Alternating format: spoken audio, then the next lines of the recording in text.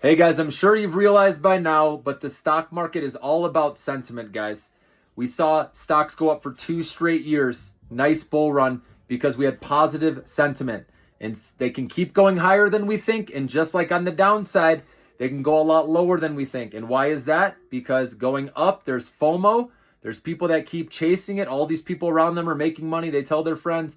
And then eventually your Uber driver's telling you to get into stock. And that's when you know it's time to get out. But a lot of people don't. They just think it's going to keep going. That's our psyche, the greed, okay? FOMO. And then on the downside, when it starts falling, you're like, oh, the dip, it's always gotten bought in. So I'm going to buy this dip. We're going to be fine. It's going to come back like every other time. And then it goes lower. And then it does a dead cat bounce. You're like, okay, here we go. Here's the bounce back. And then it goes lower, right? This is what we've been doing for a while now. We're in a downtrend. And that's why you got to have the stop losses in each time if you need this money to live on.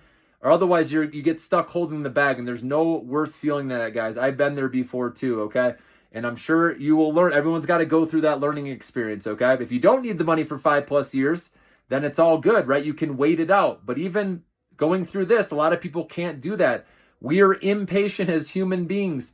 And when you think about it right now, a lot of people just want to get their money out when they're close to break even. So that's why these dead cat bounces are immediately being met by sellers because they want their money back. And then you also have the short sellers, right, that are making money, bringing these stocks down. Just know at some point down the road, all these short sellers, the high short interest, that's going to become a short squeeze, but we're not even close to that.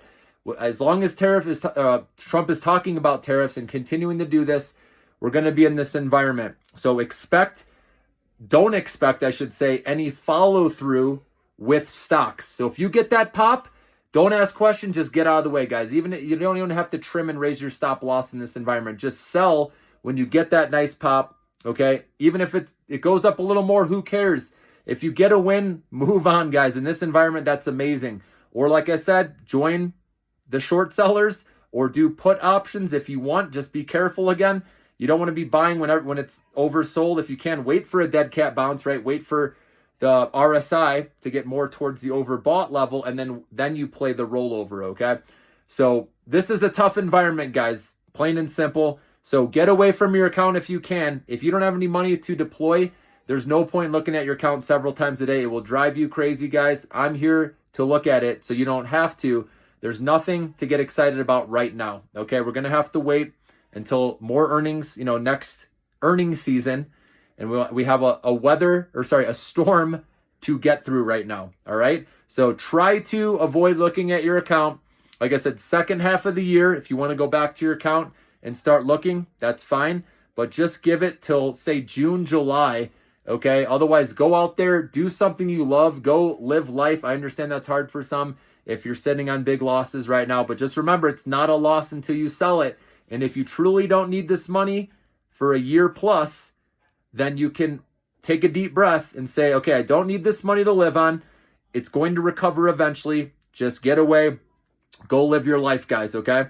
And if you do need the money to live on, that's why I've been telling people for months now to rotate your money into safer stocks, right? With Annaly, for example, or trim it down, get off a margin. I've been talking about this for a while because I don't want people to get burned. But of course, there's always people, unfortunately, that have to buy the top. It's just how it is, okay? And a lot of people don't use stop losses, but I'm sure many people have learned why they're so valuable. So you never hold the bag on a stock and you have your funds and you can live to see another day.